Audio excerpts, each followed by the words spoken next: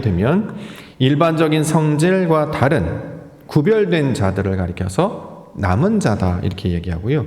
5절 말씀을 쭉 읽어서 살펴보시면 하나님의 은혜로 택하심을 받은 자들, 그들을 가리켜서 남은 자다 이렇게 얘기합니다. 우리가 생각하는 남은 자는 뭔가 소수, 남겨진 것 이런 의미인데 성경에서 쓰는 의미는 그렇게 남겨진 어떤 사람이나 성질을 가리키는 말이 아니라 하나님께서 어떤 특별한 일을 감당하심으로 나타나게 되는 성질, 결과, 본성, 특징들을 가리키고 있는 내용입니다. 성경의 내용을 살펴보니까 하나님께서는 지금도 살아계셔서 역사하십니다. 저와 여러분들을 하나님을 아는 백성으로 바꾸어 주신다는 거죠. 자, 이처럼 하나님께서 역사하셔서 우리가 하나님의 백성이 되게 그렇게 그런 특징들을 가지고 살게 되면 이것을 가리켜서 성경은 남은 자라고 명칭을 붙여서 부르고 있는 것입니다. 예를 들어서 요약을 한번 해보면 어떤 사람이 남은 자냐면 구원받은 자들을 남은 자라고 해요.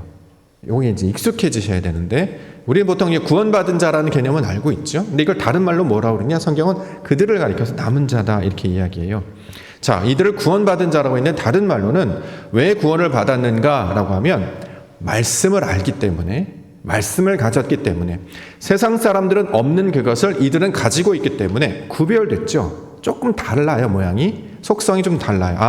똑같은 모습으로 살지 아니하고 좀 다른 모양으로 사는 독특한 특징을 갖고 있는 구별된 자들을 가리켜서 남은 자다 이렇게 부르고 있는 것이고, 오늘 본문의 제목처럼 하나님의 은혜는 우리가 늘 듣는 말이기 때문에 하나님의 은혜로 충만하게 된 자를 가리켜서 다른 말로 남은 자다 이렇게 부르고 있습니다. 이 남은 자와 같은 의미의 내용들을 우리가 매주마다 지금까지 로마서 말씀을 통해서 계속 살펴보아 왔는데요.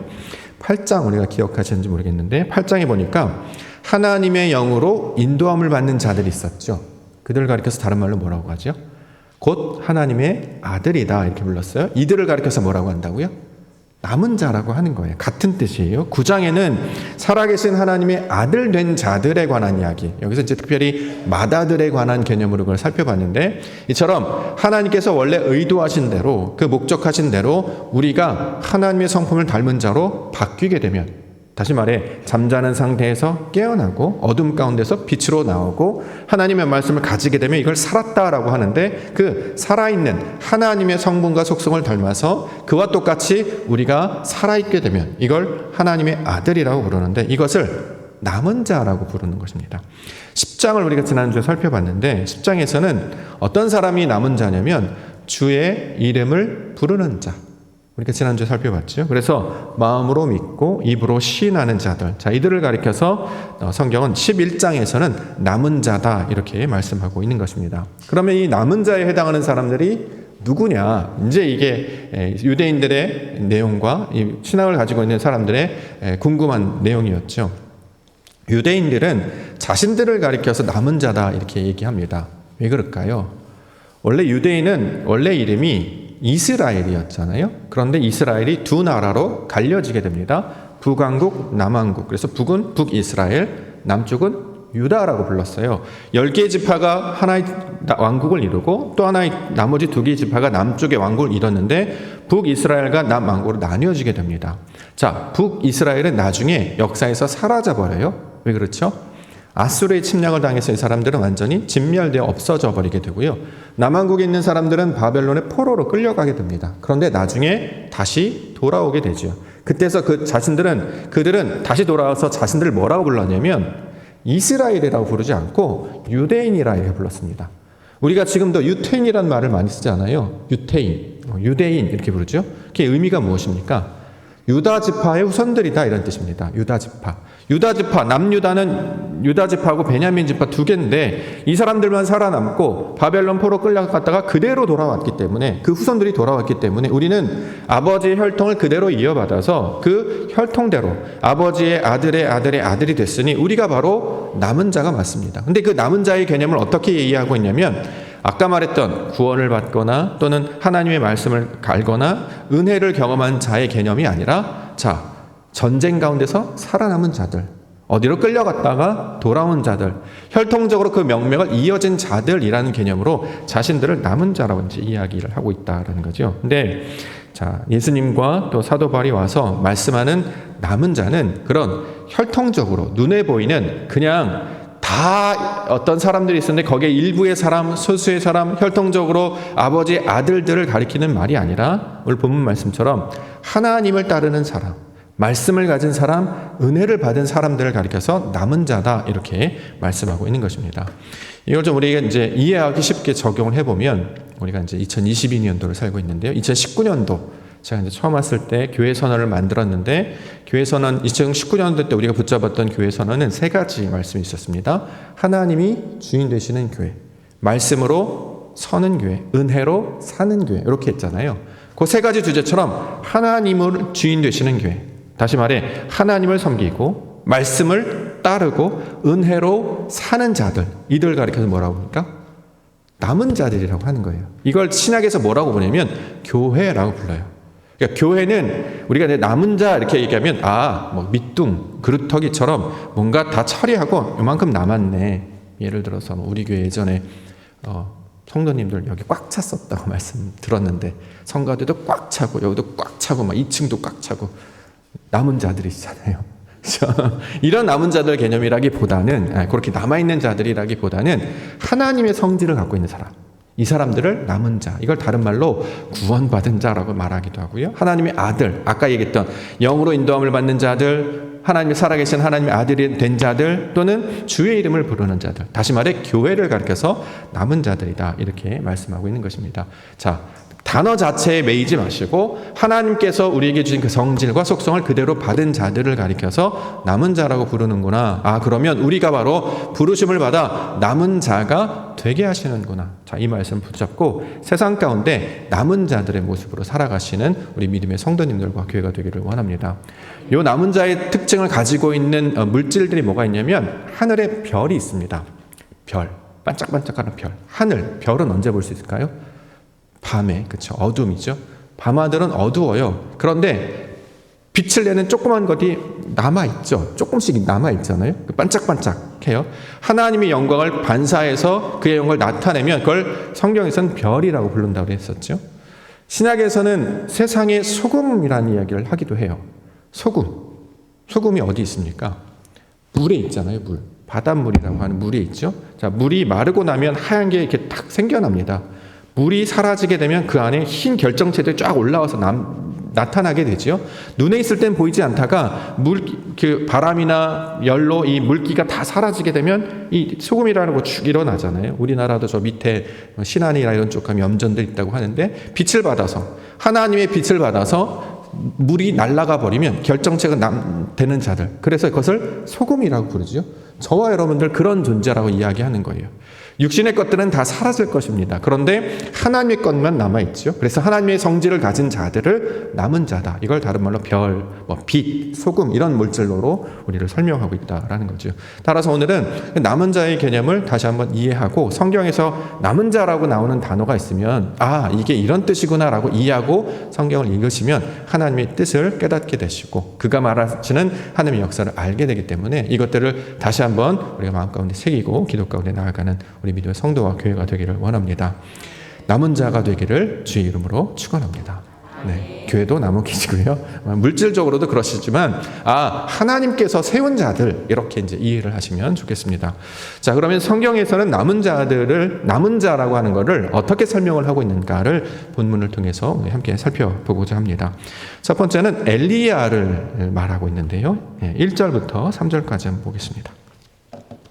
로마서 11장 1절부터 3절. 그러므로 내가 말하노니 하나님이 자기 백성을 버리셨느냐? 그럴 수 없느니라. 나도 이스라엘이니요 아브라함의 씨에서 난 자요 베냐민 지파라. 하나님이 그 미리 아신 자기 백성을 버리지 아니하셨나니 너희가 성경이 엘리야를 가리켜 말한 것을 알지 못하느냐? 그가 이스라엘을 하나님께 고발하되 주여 그들이 주의 선지자들 죽였으며 주의 제단들을 헐어버렸고 나만 남았는데 내 목숨도 찼나이다 하니. 자, 엘리야, 그는 남은 자다 이렇게 설명을 하고 있어요. 가장 먼저 엘리야라고 하는 선지자를 예로 들고 있습니다. 엘리야는 열왕기상 17장에 등장하는 인물이죠. 당시 북이스라엘, 북쪽과 남쪽에 나뉘어져 있는데 북이스라엘 왕국 아합 왕이 다스리고 있었는데 그 당시에 활동했던 선지자였습니다. 근데 이제 문제는 북이스라엘은 타락한 왕국, 대부분이 다 타락했습니다만 대표적인 그 시대가 바로 아합 왕 시대였는데, 자, 그때를 살았던 자였습니다. 모든 사람들이 자기 소견에 오른 대로 세상의 방식대로 자신의 영광을 위해서 살고 있었습니다. 그런데 딱 한 사람만 그렇지 않고 있었다는 거죠. 그 사람이 누굽니까? 엘리야라고 하는 거예요. 그래서 그 아합의 우상들을 따르던 왕과 백성들과 대비하여서 엘리야라고 하는 선지자를 지금 우리 가운데 설명을 하고 있습니다. 엘리야, 나의 하나님은 우리 하나님은 하나님이시다, 이런 뜻을 가지고 있는 뜻이 되겠죠. 자, 엘리야를 성경은 뭐라고 이야기를 하느냐? 선지자라고 그냥 부르지 아니하고 성경은 하나님의 사람이다, 이렇게 증거하고 있습니다.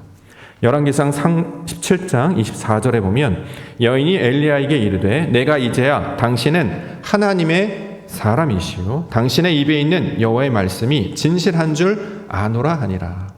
자, 여인의 입을 빌어서 엘리야가 어떤 사람인지를 증거하고 있는데 성경은 하나님의 사람입니다 라고 증거한다는 거죠. 하나님의 사람. 그러면 어떤 사람이 하나님의 사람일까요? 저와 여러분들도 하나님의 사람이죠. 그렇죠? 근데 사람인지 아닌지를 확인할 수 있어야 되잖아요. 나는 하나님의 사람이야, 이렇게 하는 게 아니고 그러한 특징들이 정말 내 안에 나타나 있는가를 살펴야 할 것입니다. 그 특징 중에 하나가 이 여인의 고백은 이래요. 당신의 입에 있는 여호와의 말씀이 진실한 줄 알게 되었습니다. 따라서 하나님의 사람은 우리의 입에서 나오는 말씀이 진실한 것, 하나님의 말씀을 그대로 전하는 사람이 되었을 때 이걸 하나님의 사람이다라고 이야기합니다. 자, 하나님이 가르쳐 주신 말씀을 그대로 전하는 사람을 뭐라고 말할까요? 성경에서 선지자라고 부르잖아요. 그 똑같은 개념입니다. 하나님의 사람은 특별하게 혈통적으로 우리 아버지가 신앙인이었기 때문에 나도 신앙인이야, 이런 개념이 아니라 말씀을 아는 자들을 가리켜서 성경은 하나님의 사람, 이렇게 이야기하고 있어요. 말씀을 아는 것에서 끝나는 것이 아니라 그 말씀대로 이루어질 것을 믿고 신뢰하고 따르는 자가 되었을 때 이걸 성경은 하나님의 사람이다. 누가 그렇게 했습니까? 엘리야가 그렇게 했다는 거예요. 당시의 북왕국 시대 때는 사람들이 하나님의 말씀을 따르지 않았어요. 어떻게 했느냐? 그냥 자신의 방식대로 따르고 남들이 이야기하는 걸 따르고 세상에서 좋다는 그런 방법들을 따르며 살던 자들이었습니다. 자, 그러한 가운데 엘리야는 여호와의 말씀이 들려졌을 때 그것을 믿음으로 받아서 그대로 감당했던 자로 나타내고 있다는 거죠. 당시에 기근이 있을 것이다 하나님이 말씀하셨어요. 그랬더니 정말 기근이 있겠구나 라고 받았던 자가 엘리야였고, 또 사르밧이라고 하는 곳에 가서 어떤 여인의 과부의 아들을 너가 돌봐주어라 라고 했을 때 그 말씀을 그대로 순종하며 했던 사람도 엘리야였습니다. 자, 그래서 이 엘리야라고 하는 사람, 하나님의 사람이라고 하는 것은 세상에서 뭐라고 얘기를 하든 거기에 마음을 두지 않고 우리 하나님이 나에게 뭐라고 말씀하셨는가, 하나님께서 나에게 무엇을 요구하시는 것인가를 늘 기억하여서 이 말씀을 듣고 깨닫고 순종하는 모습으로 하나님의 사람인 것을 드러냈다라는 것입니다.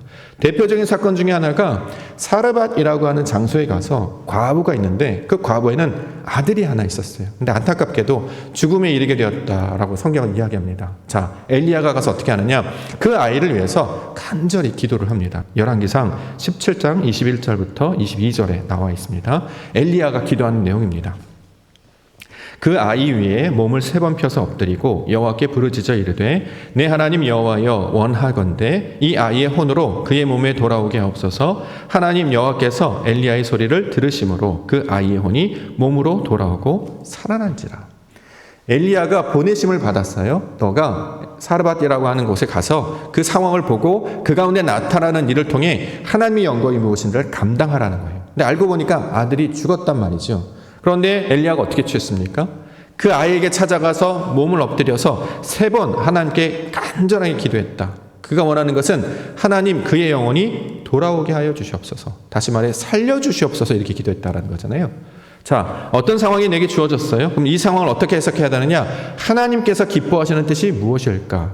아버지께서 기뻐하시는 것은 죽어가는 영혼이 있을 때 그가 살아나는 것을 기뻐하시는 분이시잖아요. 생명을 찾으시는 분이 우리 하나님이시잖아요. 그걸 알았다라는 거예요. 그래서 엘리야가 살려주세요 라고 기도했다는 거죠.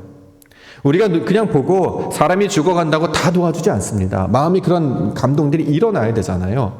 힘든 일을 당했을 때, 어려운 일을 당했을 때, 고난을 당했을 때, 저 사람이 좀 잘 됐으면 좋겠다.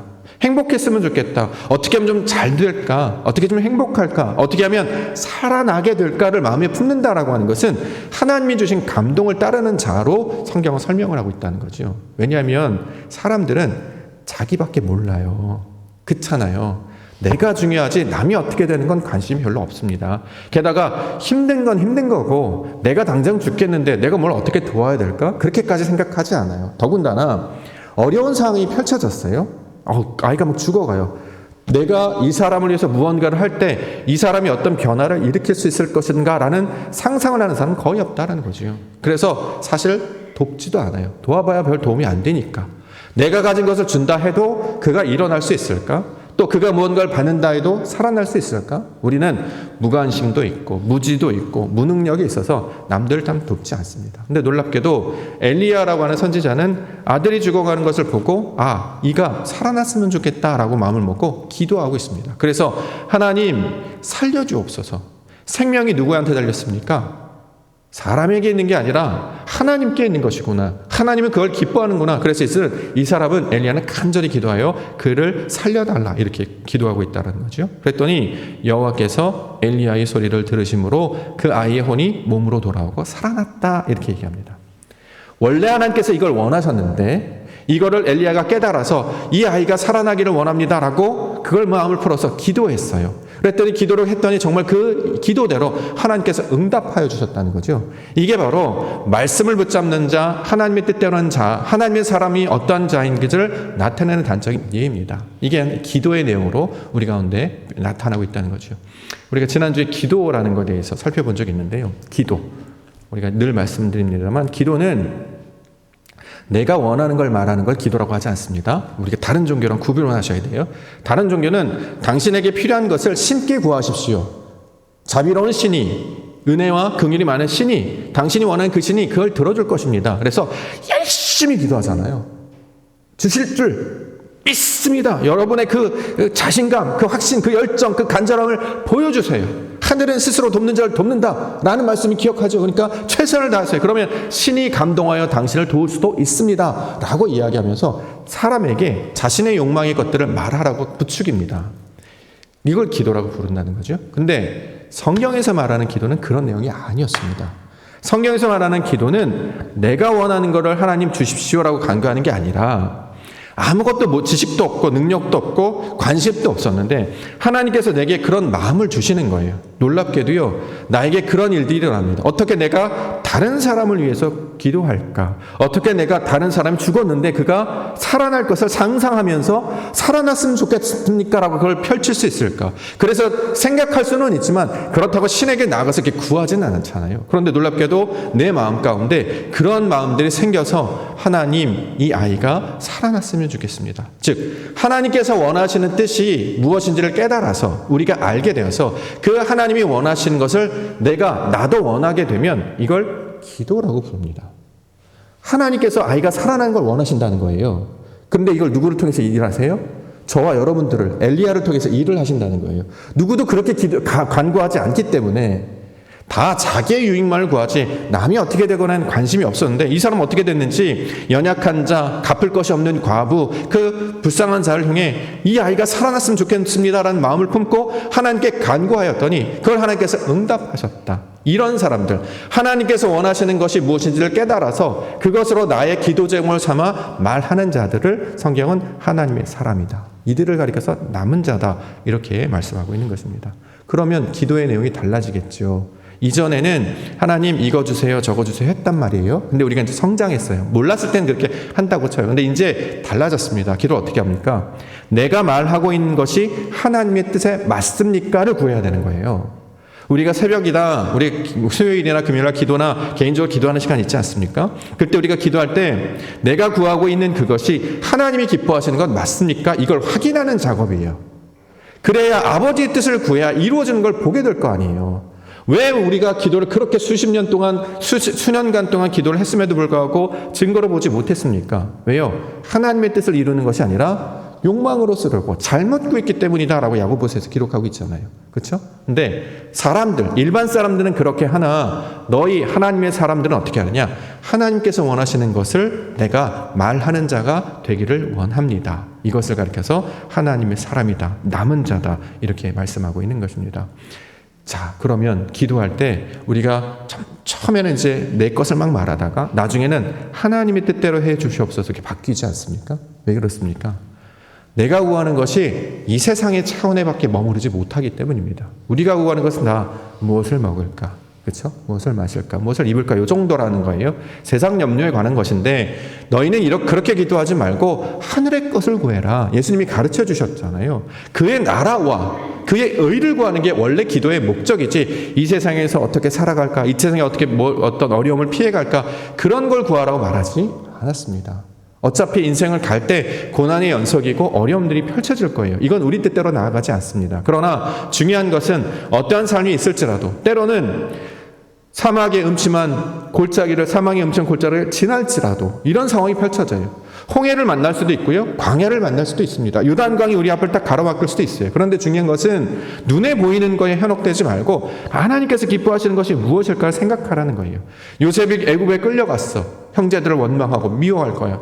보디바레가 억울하게 감옥에 갔어. 저 사람 저주할 거야. 내가 고소할 거야. 내가 복수할 거야. 이런 개념이 아니라 상황 가운데 주셨던 하나님의 뜻이 무엇인지를 찾고 그 아버지께서 원하는 것이 무엇인가를 원하는 자가 되는 것을 하나님의 사람 이렇게 이야기한다는 거죠. 그래서 요셉도 열심히 살았습니다. 주어진 환경에 열심히 살았어요.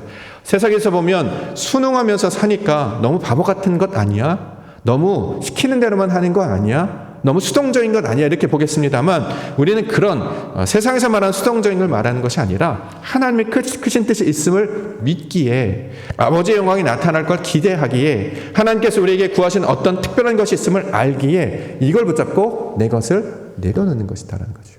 자, 이렇게 나아갈 때 하나님의 사람이다. 이들을 가리켜서 남은 자다 이렇게 부르고 있는 것입니다. 두 번째는 바알에게 무릎 꿇지 아니한 사람 7,000명에 관한 이야기하고 있는데요. 4절에 나와 있습니다. 그에게 하신 대답이 무엇이냐? 내가 나를 위하여 바알에게 무릎 꿇지 아니한 사람 7,000명을 남겨두었다 하셨다. 자, 바알이라는 신 우리 자주 들어보셨을 텐데 이방신 이름 중에 하나죠. 자, 아합 왕과 백성들이 그 바알을 섬겼다 이렇게 얘기합니다.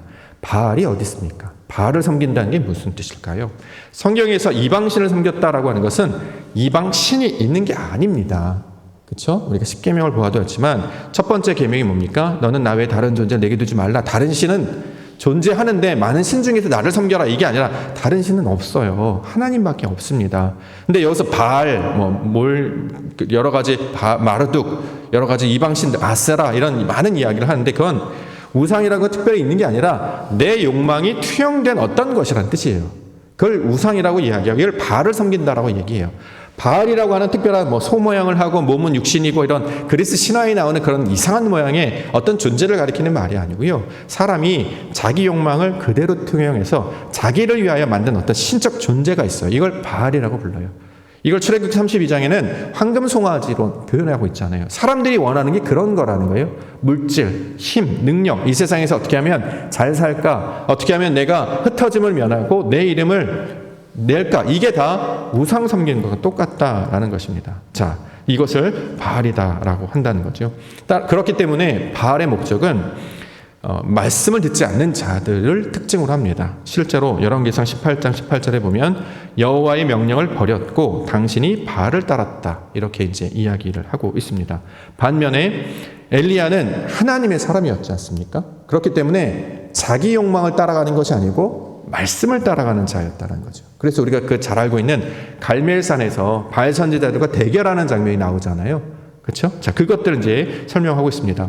바알을 따르는 선지자, 거짓 선지자 450명과 이제 엘리야와 대결을 합니다. 그 대결의 내용은 누가 진짜 신인가? 그 증거로 불이 임하느냐 안 임하느냐 요걸 갖고 테스트를 하잖아요. 바알을 섬겼던 선지자들이 불을 달라고 여러 가지 이제 모양을 취합니다. 몸을 상하기도 하고 크게 소리를 부르기도 하고 춤을 추기도 하고 비명을 지르기도 하고 몸을 상하기도 하고 그런데 불이 임하지 않았죠. 그렇죠? 근데 엘리야가 기도하고 간구했더니 거기에 불이 임하는 것을 보게 됩니다. 이게 무슨 뜻이냐면 우리가 이제 내용은 아시니까 바알 선지자가 기도할 때 이방신이 응답한 게 아니라 자신의 수고, 사람의 수고와 노력으로는 하나님의 뜻을 깨달을 수 없다라는 것을 이런 모양으로 설명을 하고 있는 거예요. 그렇잖아요. 사람들이 하나님의 뜻을 알려고 뭐합니까? 자리에서 뛰어요. 뭘 들고요? 방울 들고요. 보셨잖아요. 계속 뛰어요. 그러면 이제 사람이 이제 지치고 막 그렇게 보니까 혼미해지게 되는 거죠. 그러면 어떻게 돼요? 뭐가 임했다 막 이러는 거예요. 미혹되면 안 됩니다. 자, 이런 걸로 가짜신을 자꾸 만들어낸다는 거죠. 하나님을 경험할 수 없는데 성경에서 말하는 하나님은 생명이시고요. 진리시잖아요. 그럼 사람이 더 또렷해져야 합니다. 정신을 차리셔야 해요. 그래야 되지 않겠습니까? 하나님의 형상을 닮은 자로 만들 건데 말도 제대로 못하고 보지도 못하고 듣지도 못한다면 그게 진짜 하나님이 하신 일 맞겠습니까? 자, 엘리야는 구합니다. 하나님, 불을 내려주시옵소서. 여기서 불을 내려달라고 그러는 건 이제 그림으로는 이렇게 우리 이런 모양을 상상을 할 수 있겠죠. 근데 성경에서 불을 내리다가 무슨 뜻이라고요? 빛이 있으라. 창세기 1장 1절 말씀을 그대로 역사 가운데 푼 것이라고요. 내 마음 가운데 빛이 있으라. 하나님의 진리의 빛이 딱 임하니까 무엇인지 딱 깨달아 알게 되는 걸 불을 임하다. 빛이 있으라. 나중에 제자들이 부활하신 예수 그리스도를 만나니까 마음속에 뜨거운 것이 일어났다. 불 붙는 것 같다. 여기서 불이 빛이라는 뜻이라는 거예요. 말씀을 깨달았다라는 거예요. 하나님의 뜻이 무엇인지를 알게 되는 것을 그대로 증거하고 있습니다. 열왕기상 18장 36절부터 저녁 소재 드릴 때에 이르러 선지자 엘리야가 나아가서 말하되 아브라함과 이삭과 이스라엘의 하나님 여호와여 주께서 이스라엘 중에서 하나님인 것과 내가 주의 종인 것과 내가 주의 말씀대로 이 모든 일을 행하는 것을 오늘 알게 하옵소서. 여호와여 내게 응답하옵소서. 내게 응답하옵소서. 이 백성에게 주 여호와는 하나님이신 것과 주는 그들의 마음을 되돌이키심을 알게 하옵소서 하며 이에 여호와의 불이 내려서 번제물과 나무와 돌과 흙을 태우고 또 도랑이 물을 핥은지라 모든 백성이 보고 엎드려 말하되 여호와 그는 하나님이시로다. 여호와 그는 하나님이시로다 하니 이렇게 증거하고 있습니다. 우리 심령 가운데 하나님의 임재로 말미암아 영이 없고 말씀이 없고 뜻을 알지 못했던 자가 불이 임하게 되니까 아하 이게 바로 하나님 뜻이구나 라고 알게 되는 것을 가리키고 있는 말입니다. 그걸 엘리야를 통해서 지금 설명하고 있다는 거죠. 그러면 바알에게 무릎 꿇지 아니하는 사람은 어떤 사람들입니까? 자기가 원하는 욕망대로 하나님을 이용하지 않고 말씀을 따르는 자들을 가리키는 말이에요. 그렇잖아요. 하나님이 주신 말씀을 붙잡고 살아야 되잖아요. 그런데 여기에 7,000명이라고 이야기한다는 거죠. 7,000명은 뭘 가리키는 말입니까? 제가 매번 말씀드려요. 명수를 가리키는 말이 아니에요. 나 말고 7,000명이 또 있어 이런 게 아니라 7,000이라고 하는 것은 7, 7과 1,000 하나님 만났다 결합했다라는 뜻이에요. 7이라고 완전수와 하나님께 결합된 거죠. 이걸 이제 신약에서 뭐라고 얘기합니까? 말씀과 영으로 설명해요. 예수와 그리스도로 설명한다는 거죠. 우리가 말씀을 받았는데 하나님을 다 깨닫지 못했잖아요. 지식은 있으나 이게 무슨 뜻인지 몰라요. 지식으로만 이제 몇 년도에 뭐가 있고 어떤 사람이 있던 일을 하고 인물과 사건은 안돼 그 안에 담겨져 있는 하나님의 의도는 모르고 살았어요. 그냥 달달달 외우고 암송하면 살았다라는 거죠. 근데 예수님께서 이걸 풀어주시고 어떻게 삶 가운데 적용해야 되는지 보여주셨잖아요. 하나님의 말씀을 아버지의 뜻으로 깨닫아서 아 이렇게 살아라라고 하는 것이구나라고 그 의도와 뜻을 깨닫게 되면 이걸 영으로 깨닫다라고 이야기를 하고 있기 때문에 여기서 7,000이 되었다라는 뜻으로 설명하고 있는 것입니다. 자, 그렇기 때문에 우리가 바알에 무릎 꿇지 한 7,000명이라고 하는 것은 자신의 어떤 경험, 세상에만 따른 지식 여기에 근거를 하지 않고 하나님이 주신 말씀을 받아서 그 말씀에 담겨져 있는 하나님의 의도와 뜻이 무엇인지를 알게 되면 진리를 따르게 되기 때문에 이들을 가리켜서 뭐라고 합니까? 남은 자, 교회, 하나님의 백성 이렇게 부른다는 거죠. 저와 여러분들 그렇게 살라고 부르셨어요. 근데 우리가 삶 가운데 전통적으로 이 소위 말하는 유교, 전통적으로 불교 여러 가지 혼합된 그런 문화에서 자라기 때문에 그렇게 살지 않잖아요. 생각으로는 말씀대로 살고 싶지만 우리 의지대로 살지 않습니까? 이런 게 더 좋아. 저렇게 하는 게 더 나을 거야. 우리가 상상하고 우리가 계획한 대로 막 그걸 이루려고 해요. 그러다 보니까 어떻게 해요? 막 조작하죠. 힘을 가하기도 하고 권력을 이용하기도 하고 이렇게 해서 자기가 어떤 뜻을 이루려고 하는 이게 시도들을 한단 말입니다. 근데 하나님께서 그걸 원하는 게 아니고 여태까지 너희가 그렇게 살았다면 이제 너의 의지와 뜻대로 살아가지 말고 하나님의 섭리와 경륜을 따라 그가 펼치신 일들을 위해 나아가야 돼. 그러면 내 것이 무너져야 되겠죠. 내 것을 무너뜨리고 하나님의 것을 받아 살게 되는 것을 가리키고 있는 말입니다. 놀랍게도 이렇게 따라가면요, 하나님의 영광을 보게 될 것이다 약속하고 있습니다. 그 약속을 붙잡는 자들을 가리켜 누구라고 합니까? 남은 자다, 이렇게 얘기하는 거죠. 예수님께서 너희가 이 방에서 약속을 붙들고 기다리고 있으면 뭐가 임한다? 성령이 임한다고 하셨잖아요. 홍수가 있을 것이야 라고 하면서 너가 이것을 방주를 만들고 있어? 그러면 구원을 받을 것이야 라고 했을 때 노아가 그 일을 보여주셨잖아요. 저와 여러분들은 그 일을 감당하게 하신다라는 거죠. 여태까지 우리의 수고 노력으로 살았지 않습니까? 그래서 이렇게 살고 있는데 이제 그렇게 살지 말고 하나님이 하시는 것들로 그 영광을 기대하면서 살아가. 그러면 이게 바로 하나님이 하시는 일이구나 라는 걸 보게 될 거라고, 그걸 가르쳐 주신 거예요. 그러면 이 세상의 차원으로 깨닫지 못하는 하나님의 차원의 사건들과 일들을 경험하게 될 거라는 것이에요. 그럼 사람들이 어떻게 돼요? 감동을 받게 되고요, 놀라게 되고요, 뒤집어 엎어진 역사가 나타난다는 거죠. 그러니 세상에 나타나는 어떤 사건으로 일희일비하는 것이 아니라 영원을 사모하는 마음으로 아버지의 뜻을 증거하며 살아가는 자들. 그래서 세상이 감당치 못한다라고 히브리에서 증거하고 있는 것입니다. 저와 여러분들 그렇게 하라고 부르셨다는 것이요. 세상은 그렇게 살아가지 않아요. 욕망을 따라가, 네 뜻대로 따라가, 최선을 다해, 힘을 다해, 네가 할 수 있는 모든 걸 다 동원해. 그래서 빨리 그것을 마음껏 이뤄, 이렇게 얘기하잖아요. 세상은 널 할 일이 많아, 이렇게 우리를 유혹한단 말이죠. 근데 우리는 그렇게 살지 않습니다. 말씀에서 주시는 것, 내게 주시는 것, 아버지께서 주시는 것, 이것들 붙잡고 나아갈 때 하나님의 영광을 보여주는 것, 그 양식을 삼아 살게 하신 자들, 이걸 남은 자다, 이렇게 이야기합니다. 어떻게 해야 남은 자가 될 수 있겠습니까? 오늘 본문에서는 은혜로 얻어야 된다 설명하고 있습니다. 6절 7절. 만일 은혜로 된 것이면 행위로 말미암지 않음이니 그렇지 않으면 은혜가 은혜되지 못하니라. 그런즉 어떠하냐? 이스라엘이 구하는 그것을 얻지 못하고 오직 택하심을 입은 자가 얻었고 그 남은 자들은 우둔하여졌느니라. 우리가 이제 교회에서 자주 사용하는 단어 중에 하나가 은혜라는 말 있잖아요. 은혜입니다. 은혜 받았습니다. 은혜 충만하기를 원합니다. 은혜가 뭐죠? 은혜가 뭐죠? 제자님 이름이기도 하지만 은혜가 뭡니까? 은혜 받았어요. 우리가 하나님의 은혜를 입은 자로 살아야 되는데 은혜 충만하다는 게 무슨 뜻이에요? 성경에서 은혜로 충만하다는 것은 하나님의 말씀을 영으로 깨닫는 걸 은혜라고 해요. 이걸 헤세드라고 부른다고 했잖아요. 헤세드. 하나님의 성질이 내 안에 들어와서 그 성질이 들어오면 이전대로 생각하지 않아. 이걸 은혜라고 해요. 내가 옛날에는 핍박자였고 폭행자이고 박해자였습니다. 사도 바울이 고백했죠. 근데 나중에 고린도전서 15장에 그가 부활하신 예수님 만나고 났더니 자기가 뭐예요? 이 모든 일이 하나님의 은혜입니다. 이걸 왜 은혜라고 말하냐면 하나님이 하셨어요. 당연히 하나님이 하시죠. 우리는 할 수 없어요. 능력이 없기 때문에. 근데 뭘로 하셨느냐? 영으로 하셨다는 거예요. 하나님의 영이 우리 안에 들어오시면, 성령이 우리 안에 들어오시면 육신대로 판단하지 않아요. 우리가 했던 경험대로 바라보지 않고 우리가 알고 있는 지식대로 분석하지 않습니다. 우리의 수준으로 보지 아니하고 하나님의 뜻으로 보게 하시는 거예요. 이걸 성경에서 은혜라고 말해요. 하나님의 뜻대로 보고 하나님의 뜻대로 듣고 하나님의 뜻대로 느끼는 거, 이걸 은혜라고 불러요.